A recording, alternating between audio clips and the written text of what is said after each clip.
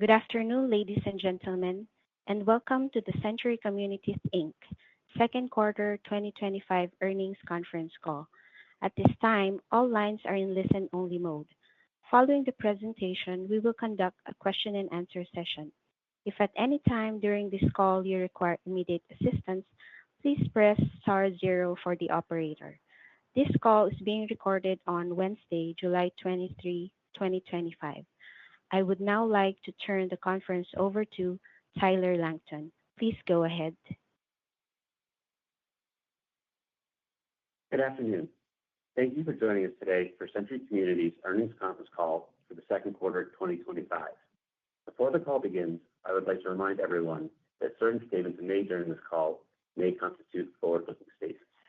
These statements are based on management's current expectations and are subject to a number of risks and uncertainties that could cause actual results to differ materially from those described or implied in the forward-looking statements. Certain of these risks and uncertainties can be found under the heading Risk Factors in the company's latest 10-K, as supplemented by our latest 10-Q and other SEC filings. We undertake no duty to update our forward-looking statements. Additionally, certain non-GAAP financial measures will be discussed on this conference call. The company's presentation of this information is not intended to be considered in isolation or as a substitute for the financial information presented in accordance with GAAP. Hosting the call today are Dale Francescon, Executive Chairman, Rob Francescon, Chief Executive Officer and President, and Scott Dixon, Chief Financial Officer. Following today's prepared remarks, we will open up the line for questions. With that, I'll turn the call over to Dale. Thank you, Tyler, and good afternoon, everyone. In the second quarter, we continued to execute well in a challenging environment, generating results that were in line with the expectations outlined during our first quarter conference call back in April. Similar to the trends from the first quarter, order activity for new homes has continued to be impacted by elevated mortgage rates, affordability constraints, economic uncertainty, and lower consumer confidence. While we saw improvement in our order activity as the second quarter progressed, buyers are still cautious and hesitant, and as expected, our incentives increased in the second quarter as we look to maintain an appropriate sales pace. Despite the market headwinds, our deliveries of 2,587 homes increased 13% on a sequential basis and exceeded our guidance of 2,300 to 2,500 homes as customers responded to incentives, enabling us to sell and close a greater number of homes within the quarter.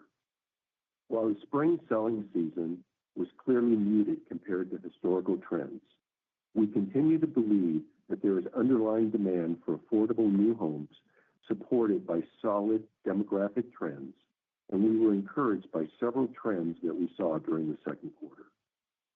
Both our net orders and absorption rates increased on a sequential basis in May and June, while our cancellation rates remained in line with the levels we have seen over the past several years and well below our pre-COVID averages in the 20% to 25% range. Also, absorption rates for our Century Complete brand were roughly flat on a year-over-year basis, and we believe the business continues to benefit from its focus on markets where there is less direct competition from other large builders. However, despite these positive trends, our second quarter absorptions were below seasonal expectations, and given typical seasonality, so far in July, our absorption rate is trending below second quarter 2025 levels. Our ending community count increased to 327 communities at the end of the second quarter, a record for the company. While we have remained disciplined on the land front and reassessed deals to make sure they pencil in the current environment, we also continue to expect our year-end 2025 community count to increase in the mid-single-digit percentage range on a year-over-year basis, which will provide a strong base to execute from over the next couple of years. As we have stated in the past, we are not focused on growth for the sake of growth alone, and we look to balance pace and price at the community level to optimize our returns. We are also taking a balanced approach towards capital allocation. We repurchased $48 million of our shares in the second quarter, or approximately 3% of shares outstanding at the beginning of the quarter, bringing our year-to-date total to $104 million, or 5% of our shares outstanding at the beginning of the year. Additionally, since the start of 2024, we have repurchased over 8% of our shares outstanding. Our book value per share increased by 10% on a year-over-year basis to $86.39, a company record. Before turning the call over to Rob, I wanted to highlight that Century was recently recognized as one of the best companies to work for by U.S. News and World Report. It is our people that make Century Communities a great company, and I want to thank our team members for all they do to create a culture of excellence in support of our mission of providing our customers a home for every dream. I'll now turn the call over to Rob to discuss our operations and land position in more detail. Thank you, Dale, and good afternoon, everyone. Our second quarter net new contracts totaled 2,546 homes, with both our orders and absorption rates increasing sequentially in May and June. Our ending community count increased to 327 communities at the end of the second quarter, a record for the company. I would like to point out that all of the net growth in our community count this quarter came in June, and especially in the back half of June, with our April and May community counts below our first quarter ending community count of 318. As a result, our orders in the second quarter did not see a significant benefit from the growth in our quarter-end community count. We currently expect our year-end 2025 community count to increase in the mid-single-digit percentage range, which, coupled with our 28% year-over-year growth for the full year 2024, will provide a strong base for future growth in the years ahead. We had continued success in controlling our costs in the second quarter. Our direct construction costs on the homes we delivered declined by 3% on a year-over-year basis and 2% sequentially. As housing starts have slowed, our negotiating power has increased, and we expect to see further cost reductions in the quarters ahead. On the land side, our finished lot costs on the homes we delivered in the second quarter were flat on a quarter-over-quarter basis, similar to the trend that we saw last quarter. Going forward, we would expect to see some land inflation flow through on our deliveries that will be partially offset by direct cost reductions. As expected, given the competitive pressures in the new home market, our incentives on closed homes increased to approximately 1,050 basis points in the second quarter 2025, up from roughly 900 basis points in the first quarter. Looking forward, we continue to expect incentive levels to be the largest driver of changes to our gross margins in the near term, given our success in managing our costs. We currently expect incentives to increase by up to another 100 basis points in our third quarter closings. During the second quarter, our cycle times continued to improve on a sequential basis and currently sit at approximately 4 months, and we have not seen any impacts from immigration reform on our labor base so far. In the second quarter, we started 2,485 homes, and similar to the past several quarters, have continued our focus on maintaining an appropriate level of spec home inventory by generally matching our starts with our sales. Turning to land, we ended the second quarter with nearly 70,000 owned and controlled lots. Our owned lot count has remained relatively steady since the third quarter of last year, and we have remained disciplined on the land front and continue to underwrite deals to current market assumptions. During the quarter, we were also able to renegotiate a portion of our existing contracts for controlled lots, securing better terms for the most part and lower prices in some cases. Given our discipline, our controlled lot count decreased by 12,000 lots sequentially as we exited deals that no longer met our criteria, which resulted in approximately $2.6 million of charges. As we have said in the past, we believe that our low-risk, land-light business strategy that is primarily based on more traditional option agreements with individual landowners and third-party land developers allows us greater flexibility to renegotiate terms versus what could be achieved through an option strategy based on land banking agreements. While the industry as a whole is currently facing headwinds, we remain focused on growing our community count, maintaining a solid balance sheet, being opportunistic with our allocation of capital, and building value for our shareholders. I'll now turn the call over to Scott to discuss our financial results in more detail. Thank you, Rob. In the second quarter, pre-tax income was $47 million and net income was $35 million, or $1.14 per diluted share. Adjusted net income was $42 million, or $1.37 per diluted share. EBITDA for the quarter was $66 million, and adjusted EBITDA was $76 million. Home sales revenues for the second quarter were $976 million, up 10% sequentially on higher deliveries. Our deliveries of 2,587 homes in the second quarter was essentially flat on a year-over-year basis, with elevated mortgage rates and economic uncertainty weighing on order activity. Our second quarter average sales price of $378,000 decreased by 3% on a year-over-year basis, primarily due to higher levels of incentives. For the third quarter 2025, we expect our deliveries to range from 2,300 to 2,500 homes. This estimate is based on our backlog heading into the quarter and anticipated seasonal absorptions. As a reminder, we usually see a sequential decrease in our absorption rates in the third quarter, with July and August typically representing some of the slower months of the year. At quarter end, our backlog of sold homes was 1,217, valued at $466 million, with an average sales price of $383,000.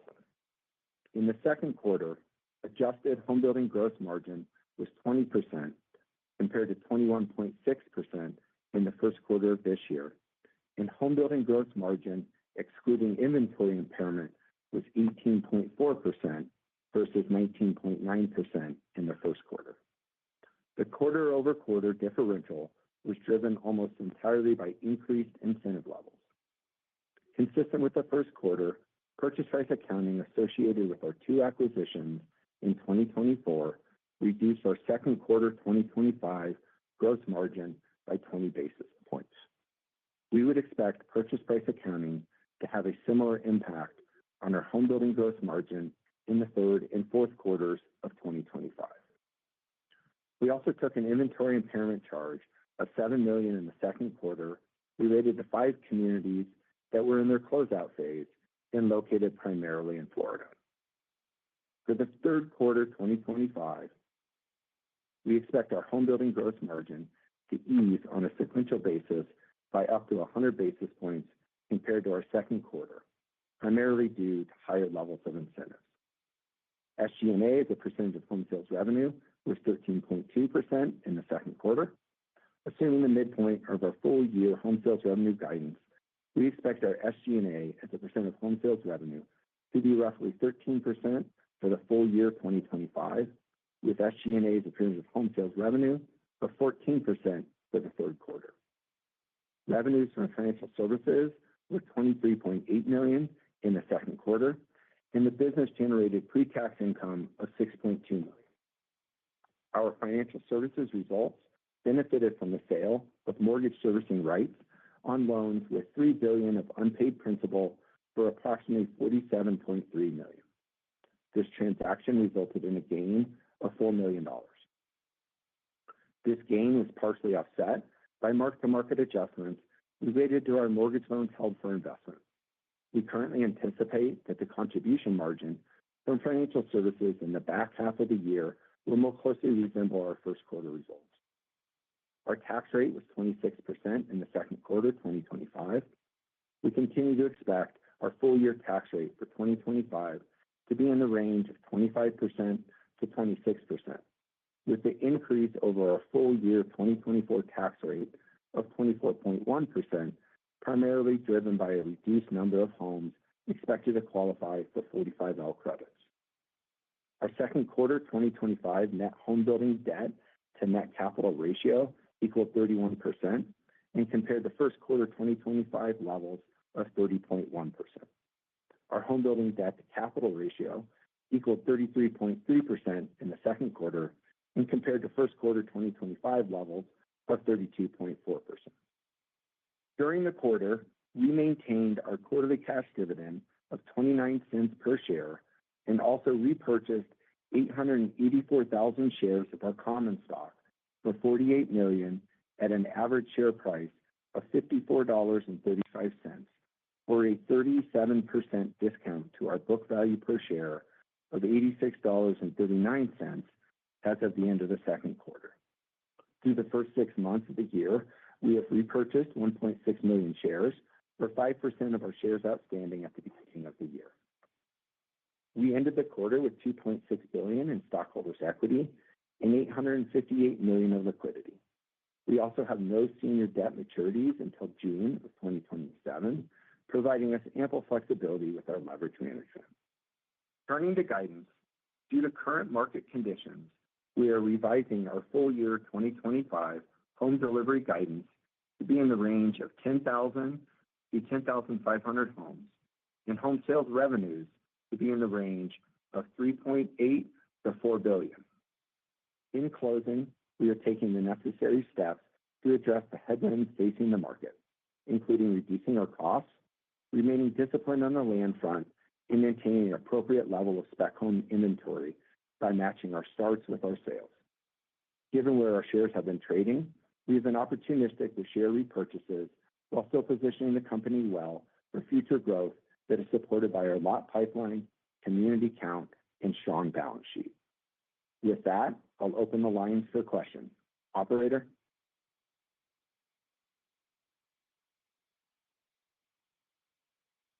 Thank you. Ladies and gentlemen, we will now begin the question and answer session.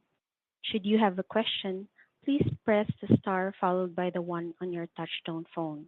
You will hear a prompt that your hand has been raised.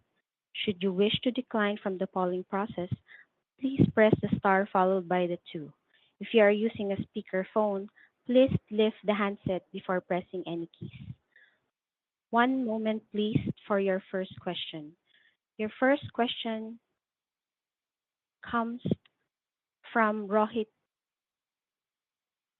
Alex Rygiel of Texas Capital. Please go ahead. Thank you. Good evening, gentlemen. First question, how are you thinking about your land investment in the second half of the year versus the first half? So we're going to reduce, Alex, first off, great to hear from you, but we're going to reduce our land investment going forward. And as you know, we pointed out, we dropped about 12,000 lots in the second quarter as we're getting a more disciplined underwriting to bring everything to market now. That was the bulk of things, we believe, but things are being pushed out because, candidly, we don't need a lot of the lots right now. So we're changing the terms to push things out into 26, and that's kind of our focus right now. But the big kind of purge, if you will, was in Q2. And Alex, this is Scott. If I could just add on, I think one of the benefits that we're seeing of our maybe more traditional land light strategy is just our ability to have flexibility within our runway on the lot side. We were able to really move a significant number of lots either out or obtain better pricing with really, really small impact from a feasibility cost perspective. Sure, understood. And then can you talk a little bit about the mortgage products your buyers are using, and are you seeing any buyers use any ARMs? Yeah, great question and very topical at the moment. So we're running about 70% on governmentals, 30% on conventionals. Just generally speaking, we've really been leaning into the ARMs really from kind of a late Q1 into Q2, and we're certainly seeing the buyer acceptance of that continue to pick up sequentially as the quarter and the year has gone on.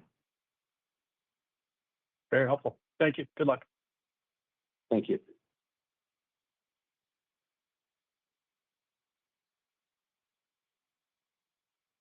Your second question comes from Rohit Seth of B. Riley. Please go ahead. Hey, thanks for taking my question. Just on the 2025 deliveries guidance, maybe just talk to the drivers behind lowering it, what you're seeing in July. Was it traffic, affordability, just any color you can add there? And my follow-up would be on, you just discuss kind of what you're seeing across your footprint. Sure, absolutely. And this is Scott, Rohit. So from a guide perspective, we really step back and look at it and look where our backlog is at the moment going into the quarter. Knowing that the third quarter from a demand perspective is generally one of the slowest periods of the year, especially at the beginning of the quarter from July and August. That was really a large driver of the revision that we did. Was just looking at the third quarter. From a market perspective, I can hit a handful of things here. I think as you run through our various regions, west for the most part, I think it's held up as strong as any of our markets. Certainly, we've seen a little bit of recent slowing maybe in California, but west in general continues to be very strong. Mountain is a little bit of the tale of various different markets. We see Vegas started out the year very, very strong and has slowed slightly, but is still a very strong market for us, with maybe Colorado at the moment working through some affordability issues. Moving on to Texas, we have a very small footprint in Dallas. I think Dallas generally has been very challenged. But Houston and San Antonio, which are slightly larger positions from us, are certainly working through some affordability items and some inventory supply, but we continue to move product, and our margins continue to be rather consistent within Texas. And then I think our strongest market overall really has been Southeast. Atlanta is a large driver of our position in the Southeast, as well as Charlotte and Nashville. And generally speaking, I would say that those have held up the best of any of our markets. And then the last piece that an interesting dynamic that we're really excited to see is our brand, our Century Complete brand, which really attracts even a more affordable buyer type, and really attracts and doesn't compete necessarily directly with some of the larger publics in certain markets. That has really held up quite well. The Carolinas as well as the Midwest for Century Complete are ones that I would call out as being quite strong. Okay, thank you. And if I could squeeze one more in on the gross margin, you kind of hit about the 20% on the adjusted side, raising incentives a little bit here. And so, are there any offsets that we should think about? And you talked about lower costs, lower direct costs, labor costs coming in, savings coming in, but you had some higher lands. Just trying to get a sense of, we touched the bottom here for margins, or you still got a little bit more pressure here? Yeah, Rohit, obviously a little bit difficult to specifically tell. I would say on the cost side, we have been very successful in getting direct costs out of our homes, and we believe there's continued opportunity to do that. We see that flowing through from a deliveries perspective, certainly in the back half of the year. However, to some degree, that is offset from really some normal inflation on the land side. So apples to apples, rather consistent on the cost side, and we continue to think that incentives as they move through the P&L will be really the largest driver on the margin side. Understood. Thank you. Absolutely.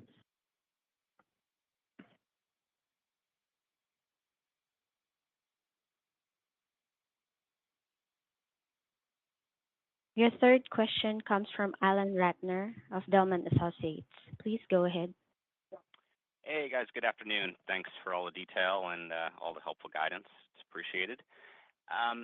First question, you alluded to this in a prior response to a question, but you walked away from, I think, 12,000 or so lots, but you did allude to renegotiations that are ongoing and even some price concessions from land sellers. And I'm curious, what type of magnitude are you seeing there? Are you seeing real capitulation yet in the land market? And if so, is there any ability to actually lower land costs on actively selling communities, or are these more kind of go-forward projects that are earlier in the due diligence Alan, phase? it's more go forward. Yeah, it's more go forward, and we're not seeing really huge changes in pricing, more on structure of deals, pushing out takes for a more just-in-time basis. But in terms of pricing, there is some of that in select markets, but I would not say that's an overreaching item through all the markets. We have not seen that across the board. Got it. Okay. Second question, if I look at your margin guidance for third quarter, take roughly the down 100 basis points on gross margin and the 14% on SG&A, I'm getting to a pre-tax margin, in the low single-digit range overall, which would definitely be the lowest level we've seen in quite a while. And that's traditionally a level I would imagine where, if that's a company average, there's a decent number of projects that are closer to break even. So, do you have any disclosure you give in terms of? I know some builders give like an impairment watch list. What percentage of communities are on that watch list that have indicators of potential impairment? Yeah, Alan, all of our required disclosures, including how we evaluate it, which is consistent with the industry, will be in our 10-Q, which is filed later today. One important item to note is the gross margin item that we called out is really X the impairment. The $7 million impairment, from our perspective, is really directly related to a handful of communities that were in closeout. They really decided to get aggressive on pricing. I think we would need to see the market deteriorate rather significantly from here for there to be significant additional impairments. Okay. Yeah, I was just referring to more, you did, I think, 20% this quarter, X impairments and capitalized interest. Interest is running about 1.5 points, so that's more like 18.5, less the 14% SG&A. That's just how I was getting there. Yeah, correct. And one little note just on the specific GAAP requirements of impairment, you ignore the SG&A. It's just direct cost in and out. So it's really much more akin to your gross margin than your pre-tax. Okay, that's helpful. I appreciate that. Thanks, guys. Absolutely. Yep. Thank you. Your fourth question comes from Michael Rehaut of J.P. Morgan. Please go ahead. Hi, everyone. This is Andrew Osby on for Michael Rehaut. I appreciate you taking my questions. Just wanted to kind of appreciate all the color you've given so far. Would love to drill down, if possible, on I think we talked about July a bit. Would love to get a sense of what happened April, May to June, and given the volatility with rates, what you were seeing in terms of your sales pace versus your expectations month to month. Yeah, absolutely. So, pretty consistent with some of the items that we outlined in the prepared remarks. We saw sequential improvement from a sales perspective throughout the month. So May was significantly better than April, and June was significantly better than May. I think consistent with maybe some of the commentary that you may have heard from others, the end of June was certainly very strong, taking advantage of some of the dips in rates. And then we've paused at the beginning of July, and it's been a little bit choppy so far within July. And so that's from cadence perspective, really where we've been at from a sales perspective. Got it. And then in terms of potential incremental Canadian tariffs on lumber, can you provide maybe your exposure to Canadian lumber versus U.S. source and what kind of impact you'd expect? Yeah, absolutely. So obviously difficult to tell the exact impact at the moment. We'll need to wait to see until those additional tariffs are potentially finalized here. We generally source between 20 and 30% of our lumber from Canada. It's market dependent, but from a general rule, that would be our exposure. And certainly we're not seeing that currently running through any cost, but we'll just have to see where that lands going forward. Got it. Much appreciated. I'll pass it on. Thank you. Absolutely.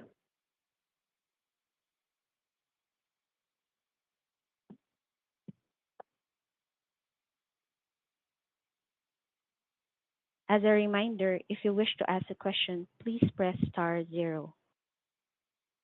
For your next question, Ken Zener of Seaport Research Partners.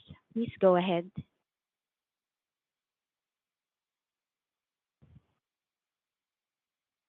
You there, Ken?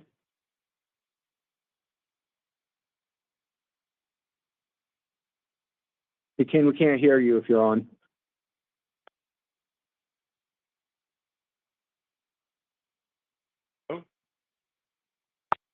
Hello. Ken, we heard you. Oh, you did Hey, hear me? Ken. Yeah, we got you now. Thank you for the time. So orders down 8, community count up more, attributable to quarter end inventory, community growth. So I understand that. But the orders were still down like in the West quite a bit, and the mountains specifically. Could you kind of provide details around, what that driver was versus, the baseline that you guys were, I don't know, something less bad than you guys printed, I guess is what I'm asking. Like what was the driver of that? Sure. I mean, there's a handful of factors, obviously, that's playing itself into it.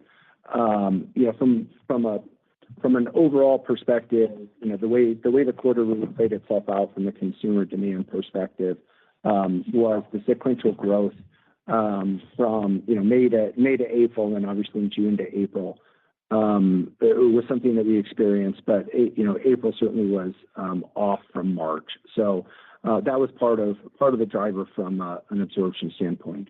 The other item that we called out really in our prepared remarks is really the significant amount of the community count did come online in the back half of the year, of the quarter, with most of it really coming online in June. And so that's some of the dynamics that you're seeing flow themselves through Mountain in particular.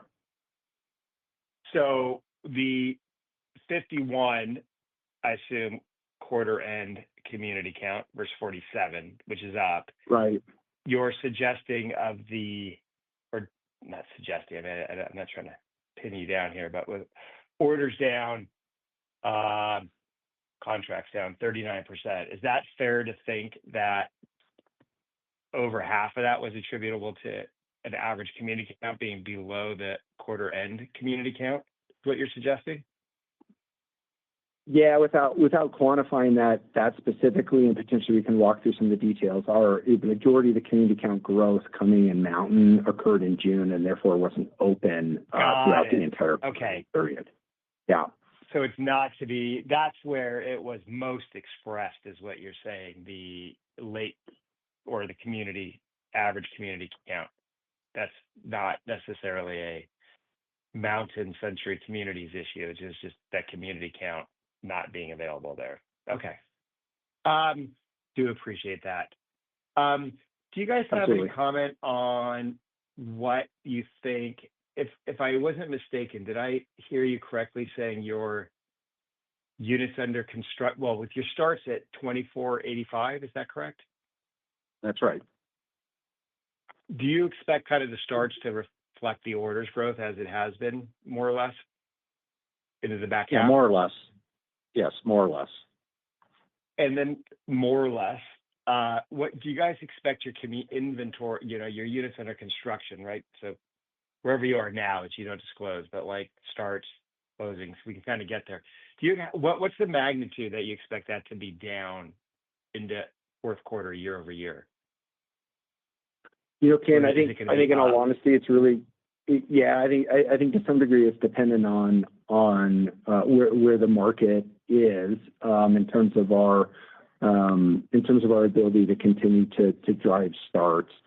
So we began the year with obviously a little bit of a higher level of units either under construction and or finished, and have really focused on working those down to levels that we feel quite frankly very confident in putting more units out into the market for the back half of the year to the extent that we believe, we believe that the market continues to support that level of starts. So it'll be market dependent and demand dependent on an individual market basis. Excellent. And the last question, which I've been asking builders, is the census data has inventory, for sale, 3 categories: complete, under construction, not started. But do you guys respond to Census Bureau requests for, inventory or sales or any of that type of information? Do you provide them data is what I'm asking you? Ken, I don't believe we provide them specific inventory data from a census on a regular basis. Thank you very much. It's interesting. I don't know what builder is, so it's getting to be interesting. Thank you very much, gentlemen. Absolutely.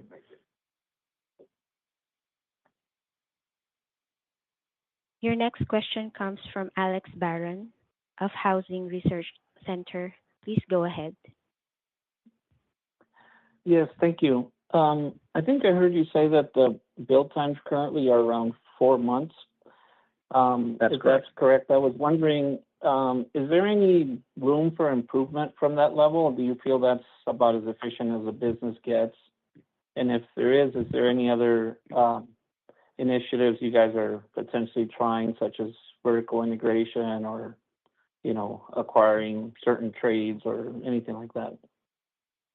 So as far as acquiring certain trades, Alex, we have not been looking at that. But in terms of improving cycle times, sequentially each quarter they've gotten better. Candidly, month by month they've gotten better. That 4 months is a consolidated average. We have homes, some that are being built in the low 70-day range, certainly a lot in the 80 and 90, and we have other product-specific and basement markets where the time frame may be a little bit longer than that 4-month period. But on average, that's what we're doing. We do see that potentially even getting better over time, but that has been a bright spot that we're continuing to reduce that down. Got it. And as far as,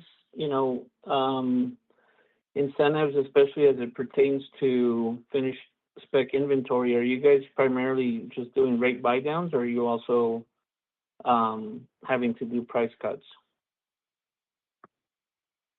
It's a mixture of both. Certainly our most aggressive opportunities on the mortgage side are generally geared towards our slowing moving communities, aged inventory, and our consumer profiles that need that assistance. It generally is a mix of both, however. Got it. Well, best of luck, guys. Thank you. Thanks, Alex. Thank you.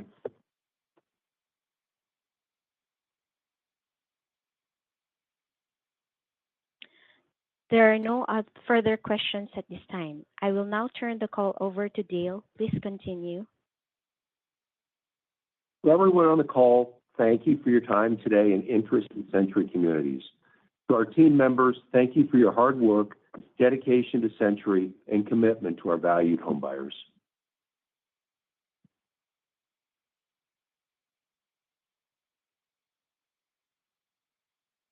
Ladies and gentlemen, this concludes today's conference call. Thank you for your participation. You may now